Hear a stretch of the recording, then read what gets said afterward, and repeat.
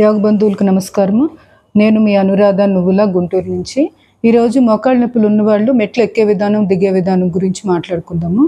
ఏదైనా కుడికాలు మనకి ఇబ్బంది పెడుతుంది అనుకున్నప్పుడు ఆరోగ్యవంతమైన ఎడమ కాలుని ముందుగా మెట్లు ఎక్కేటప్పుడు మొదటి అడుగు ఎడమ కాలుతో స్టార్ట్ చేసుకోవాలి.